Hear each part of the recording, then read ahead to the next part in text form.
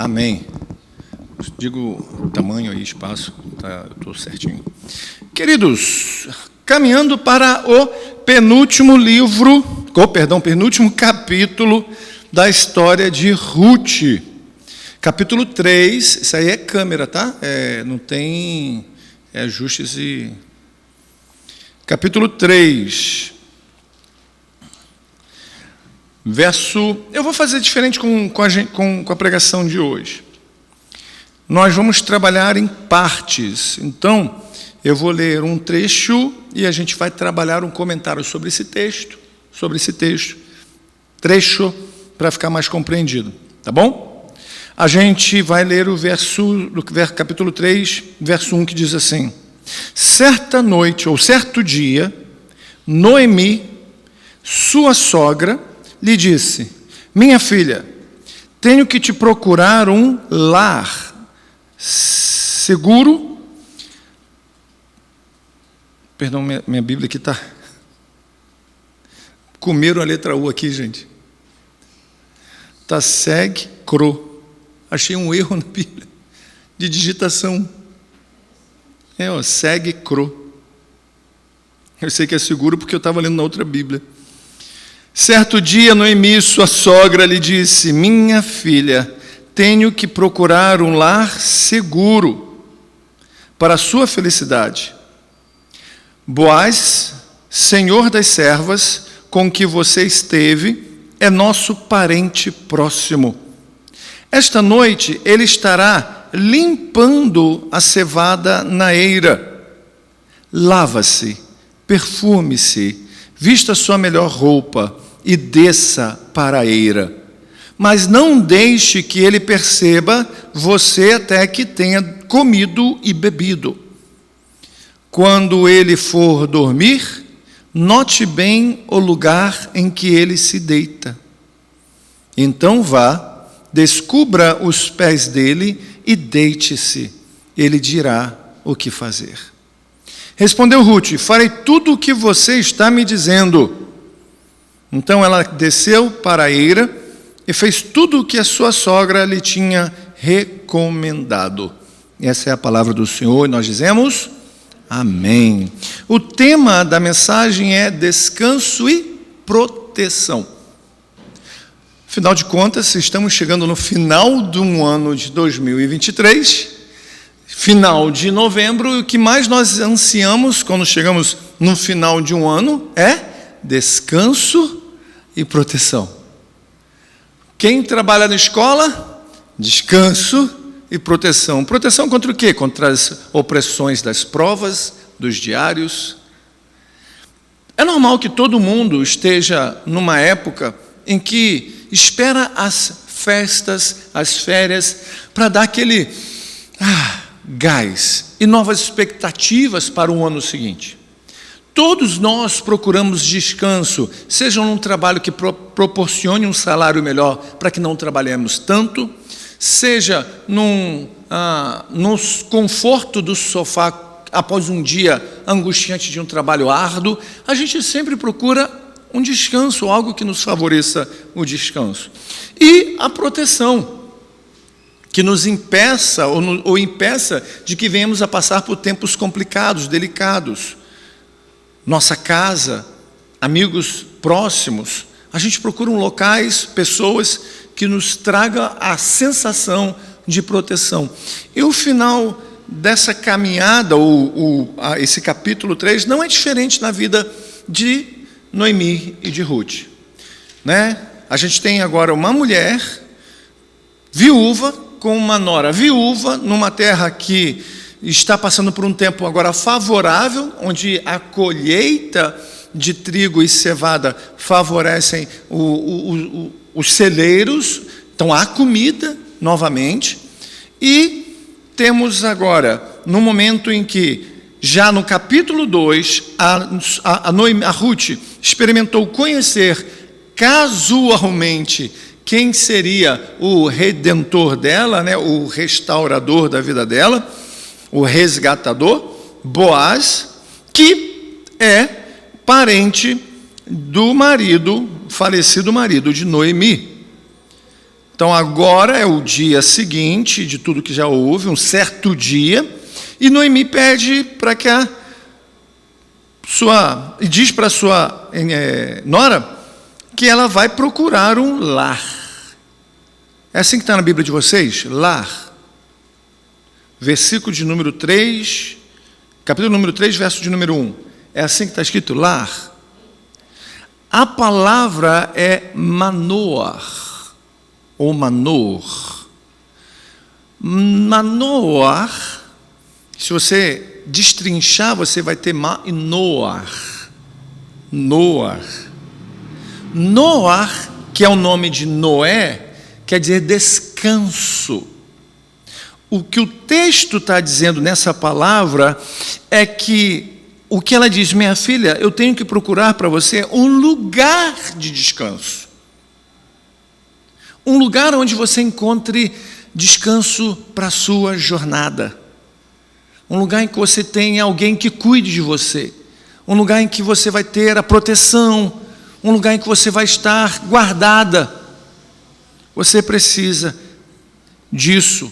Um local de descanso que seja seguro para a sua felicidade. Afinal de contas, você já perdeu o seu sogro, você já perdeu o seu marido, você já saiu da sua terra, você está agora numa outra terra que se torna agora sua pelo voto que você fez, pela confissão de fé, mas mesmo assim, ainda não é a terra que você nasceu e cresceu. Por mais que alguém saia da sua terra e vá para uma outra e fica muito tempo, ela ainda sabe que aquele local não é a história do seu nascimento, do seu crescimento. Pode gostar muito, pode curtir muito, mas há laços muito fortes com a sua história e terra natal. A gente está falando do Oriente Médio. Então ela fala, olha, eu vou arrumar um lugar seguro. E esse lugar seguro, Boaz, ele é um dos que podem ser um instrumento de Deus. E aí ele diz, olha, Boaz, ele vai estar, ela diz, Boaz vai estar limpando, já está no final, já acabou a colheita. Limpar a cevada é o momento em que eles vão para um canto, para uma eira, um lugar um pouquinho mais elevado, onde há um fresquinho da brisa da tarde, e eles vão limpar, a galera vai limpar, está no final. Então ela diz, olha, faz o seguinte, levanta-se, lava-se, toma um banho bem tomado, bota um perfume cheiroso, vista-se da melhor roupa e desça para a eira. Então você vai tomar um banho de loja, você vai comprar as roupas da Shein, vai botar os produtos da Sephora, mas se não tiver, pode ser Avon. Se der, Mary Kay. Vá bem arrumada. Agora, espere ele comer, espere ele beber. E quando ele for deitar e dormir, veja bem o lugar onde ele vai se deitar, e aí você vai lá e descobre os pés dele e deita-se. E ele vai te dizer o que fazer. Eu não sei você, mas alguns leitores, alguns doutores estudiosos falam que o texto em hebraico ele pode ser muito ambíguo nessa fala. Porque pode soar ao ouvido de Ruth de duas formas. Minha filha, eu quero proteger você, eu vou te dar um caminho certo. O outro, como você tem um histórico de Moabita, lembra como que surgiu o seu povo? Foi por meio de um embriagar, de comer e beber do pai das filhas de Ló, que elas fizeram com que eles ficassem bêbados, ele ficasse bêbado, e aí o que aconteceu? Elas se deitaram, uma na noite, outra na outra noite. Então vai e faz a mesma coisa. Deixa ele comer e beber, deixa ele ficar embriagado e deita. Pode soar aos ouvidos de Ruth. Como se, nossa, minha sogra está pensando mal de mim. Paul Miller vai dizer que são as duas interpretações possíveis, devido à ambiguidade do texto hebraico. Mas ele opta pela primeira parte, ou seja, você precisa de alguém e a gente vai fazer a nossa parte, a responsabilidade pessoal, e a parte de soberania de Deus fica com Deus. Então vai lá e faz o que tem que ser feito. E aí ela vai, farei tudo o que você mandar. Ela desce, faz tudo o que a sogra diz, ela vê que Boaz termina de comer e de beber, fica alegre, ou seja, bebeu vinho, numa quantidade boa, para dar uma alegria, e foi deitar-se perto do monte de grãos. Por que ele deitou perto do monte de grãos? Para evitar roubo, porque era comum. Gente, a gente está na época dos juízes, cada um fazia o que bem entendia. Ruth se aproxima-se já sem ser notado, ou seja, está à noite.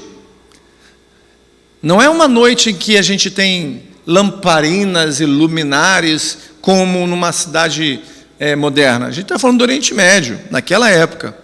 Ruth se aproxima e, sem ser notada, descobre os pés dele.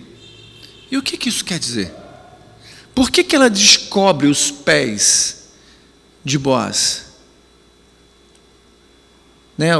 O texto pode ser interpretado como descobrir os pés e as pernas. Para quê? Para ver se a perna dele era cabeluda, para ver se tinha uma perna marombada, vasto lateral definido. Bom, é um coroa. É para que acontecesse à noite, gente. Oriente Médio. De dia e de tarde, um calor infernal. E à noite, um frio invernal. O que acontece quando a gente acorda de madrugada com as pernas descobertas? A gente o quê? Acorda. Porque sentiu frio. Ela faz isso para que ele acorde. Sentiu frio, acordou, vai ver porque está descoberto e vai olhar e tem uma pessoa nos meus pés. Quem será? Não pode ser um homem, as vestes são delicadas demais. O cheiro e o perfume não é de um homem. Um homem nessa época e nessa hora estaria fedendo a suor. Isso é um cheiro de quem se arrumou, de quem se perfumou, de quem está arrumada. Aí ela diz: no meio da noite um homem acordou e de repente ele se virou e assustou-se ao ver uma mulher deitada aos seus pés. Quem é você? Não tem luz. Sou sua serva Ruth, disse ela. Estenda sua capa sobre a sua serva, pois o Senhor é resgatador. Ela faz um jogo de palavras muito interessante no hebraico, porque ela diz assim, sou eu sua serva Ruth, disse ela. Estenda sua capa, que pode ser traduzido também, estenda sua asa sobre sua serva, pois o Senhor é o resgatador. Ela faz um trocadilho com Ruth 2,12, porque é o que Boaz diz para ela: vá nas asas do Senhor. O que ela está dizendo para Boaz é: assim como o Senhor dos céus tem me preservado e me guardado, seja também o Senhor, Boaz, sobre sua serva, o que vai guardar e proteger. Seja meu resgatador. Casa comigo. É o que ela está falando. Casa comigo. Gente, tudo bem que a gente, século 21, 2023, a gente vê mulher dando em cima do homem, falando: ei, até quando? Não vai botar uma aliança no meu dedo, não? Mas naquela época, quem faria essa parte era o homem. O homem chegaria para a família e falaria: eu tenho interesses na sua filha, eu tenho dote, eu tenho aqui o que é necessário para fazer o casamento. Bom, quem tomou a iniciativa foi ela, não foi ele. E aí ele responde: o Senhor abençoe minha filha. A resposta dele é favorável a Ruth. Por que é favorável? Porque ele poderia simplesmente levantar: você está maluca? Me procurar no meio da noite. O que vão pensar? Olha só, eu sou um homem de caráter, um homem respeitado. E é por ele ser um homem de caráter e de respeitado que ele trata ela com tanta responsabilidade, com tanto cuidado, com tanto amor. Boaz lhe responde: o Senhor a abençoe, minha filha. Este seu gesto de bondade é maior do que o primeiro, pois você poderia ter ido atrás dos mais jovens, ricos ou pobres. Ou seja, eu sou velho. Você poderia ir atrás de um garotão desse aí, marombado de academia, cabelo na régua. Por que você não vai atrás de um desses? Certo ponto, nesse sentido, muitas mulheres estão parecidas com Noemi hoje. Aí você pergunta assim: por que você não está procurando alguém da sua idade, 25, 23, 30, até 30? Porque esses homens estão mais agarrados com videogames, PlayStation, embaixadinha, grupinho de homens, do que realmente interessado em constituir uma família. Aí você olha para as meninas de 20 anos com homens de 45, 40 anos, que já foram, às vezes, até casados por um bom tempo, e por alguma diversidade se separaram, porque encontraram neles segurança e responsabilidade. E isso é um fato quando você conversa com as mulheres nessa idade. Então ele fala: por que você não procurou os mais jovens? Agora, minha filha, não tenha medo.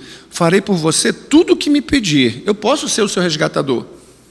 Todos os meus concidadãos sabem que você é uma mulher virtuosa.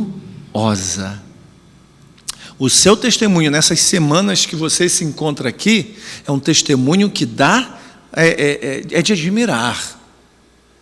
Tu sai da sua terra, tu acompanha uma velha, Noemi, que está amargurada, está do lado dela, independente dela te dar filhos ou não.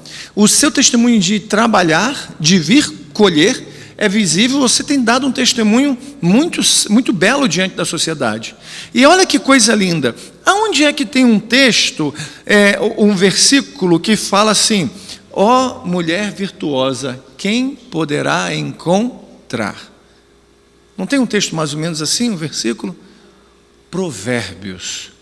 E aí a gente para e pensa: poxa, podia ser a resposta para Provérbios, né? E é. Porque Provérbios, na Bíblia hebraica, vem antes de Ruth.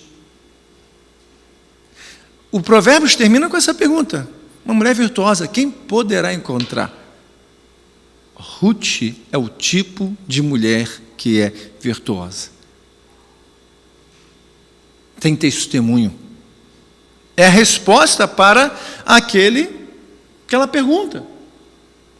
É verdade que eu sou seu resgatador, mas há um outro que, parente mais próximo do que eu, ou seja, tem alguém antes de mim. Passe a noite aqui, de manhã veremos. Se ele quiser resgatá-la, muito bem, que resgate. Se não quiser, juro pelo nome do Senhor que eu a resgatarei. Deite-se aqui até de manhã. Ou seja, fica aqui. Não sai de noite para os lugares aí, não. Você pode se perder, pode ser perigoso. Fica aqui, que aqui você está protegida. Ela ficou deitada aos pés dele até de manhã, mas levantou-se antes de clarear para não ser reconhecida. Ou seja, ainda estava de noitinha e ela sai. Boaz pensou: ninguém deve saber que essa mulher esteve na eira. Por isso disse: traga-me o manto que você está usando e segure-o. Ela o segurou e o homem despejou nele 6 medidas de cevada e o pôs sobre os ombros dela. Depois ela voltou para a cidade. Ou seja, antes de você ir embora, leva recursos para você e para Noemi. Pode ir. Ninguém vai saber que você esteve aqui. Quando Ruth volta à sua sogra, esta lhe pergunta: como foi, minha filha?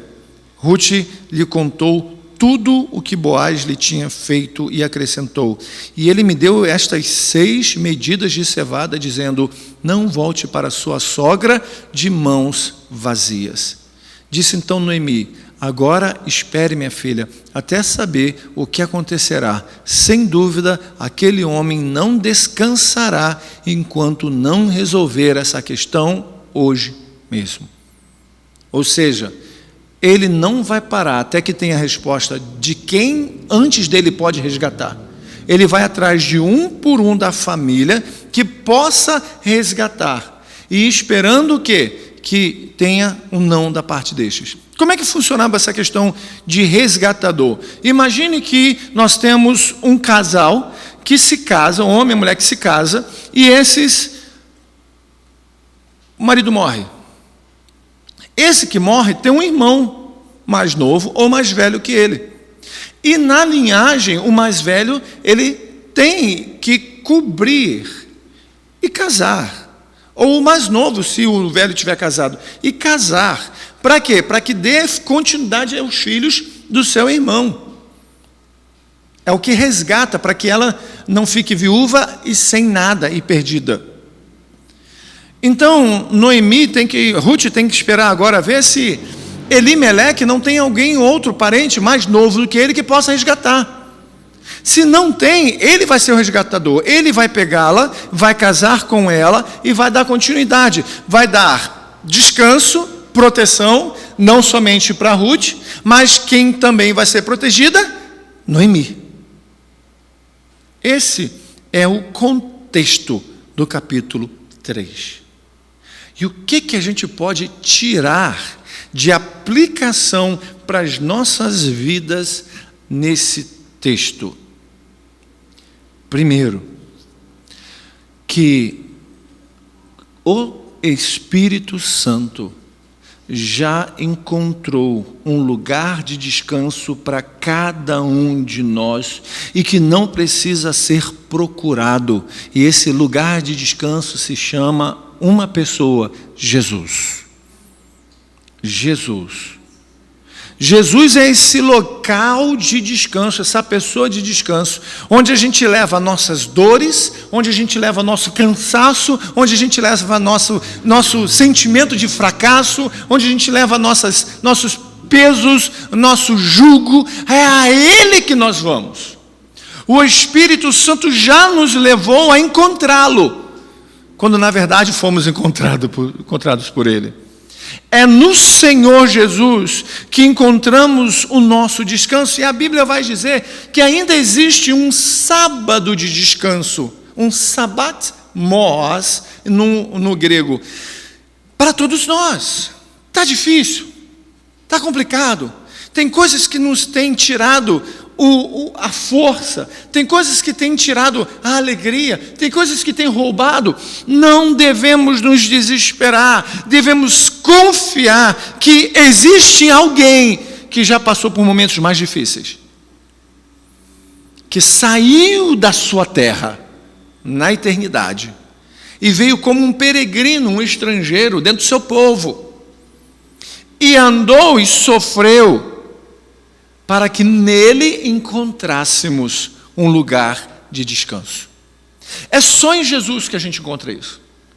A gente pode comprar um videogame novo, a gente pode comprar um carro novo, a gente pode comprar uma casa nova. Eu não tenho dinheiro para comprar casa nova. Então a gente pode pintar, mudar de lado. Isso não vai nos descansar a alma. Porque logo depois a gente vai estar cansado daquilo e vai querer mais coisa para suprir e vai ficar cansado numa busca de um loop contínuo, infinito, que não para. Mas quando encontramos com Jesus e entendemos que Ele é o nosso descanso, nossa alma tem prazer, tem alento. Tem um local onde a gente pode dizer: aqui eu renovo as minhas forças, aqui eu recupero a minha energia, aqui me dá uma disposição para continuar a caminhar. Jesus é o nosso lugar de descanso. E é interessante que, assim como Ruth, um segundo ponto, vai até Boaz e incomoda de certa forma Boaz, tirando-o do conforto de uma noite fria. Sentindo frio, se existe uma coisa que incomoda quem está dormindo, é ser acordado. Ainda mais que você está dormindo, aquele quentinho no seu cobertor, e alguém puxa, tipo a esposa, numa virada, puxa, ou o marido puxa o cobertor, aí você começa... Aí você já acordou, pronto. Aí você mete a mão, nossa, está frio. Aí você vê que está sem nada. E aí olha para o lado, a esposa ou o marido está com o cobertor todo. Por isso existem 2 cobertores para não dar briga. Ela incomoda. E é interessante. Tim Keller ele vai dizer algo muito interessante no livro da biografia dele. O livro é escrito por uma outra pessoa, mas é a biografia dele. A única pessoa, o único ser que é capaz de acordar um rei de madrugada é o seu filho, um bebê, uma criança. O único que é capaz de acordar um rei é o filho dele, porque ninguém mais pode, ninguém mais chama. Agora, o choro de um filho é capaz de acordar um rei, assim como o clamor de um filho é capaz de despertar Deus a olhar para ele. Não que como se Deus estivesse dormindo. A alusão é a ideia de que Deus está olhando para as nossas vidas, assim como um bebê que chora de madrugada e o pai acorda, Deus está atento aos nossos clamores a fim de nos auxiliar, nos alcançar, nos ajudar.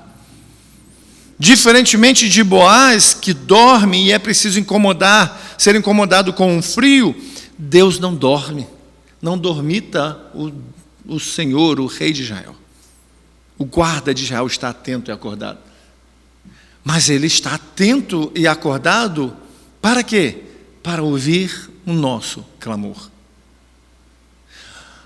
Não é que puxar a coberta dos pés de Jesus vai fazer com que ele acorde, porque ele não está dormindo. Mas, de forma alegórica, puxar a capa ou puxar ou descobrir os pés de Jesus é levar a Ele nosso clamor, nossa oração, nossa petição. E um terceiro ponto é que, assim como Boaz, ele vai cumprir com tudo o que é necessário, primeiro vendo quem precisa ser procurado, para ver se não é primeiramente o resgatador. Jesus fez a mesma coisa ao cumprir toda a lei e morrer na cruz,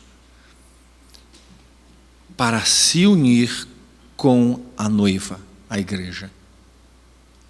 Nele nós temos proteção. Ele é o nosso lugar seguro, a Ele podemos clamar durante a noite fria do deserto de nossa alma, e nele encontramos proteção. Porque Ele é o nosso noivo, o noivo da igreja. É aquele que zela, que presta. Ele resgatou-nos da perdição. Ele nos resgatou do inferno. Ele nos resgatou da sua ira.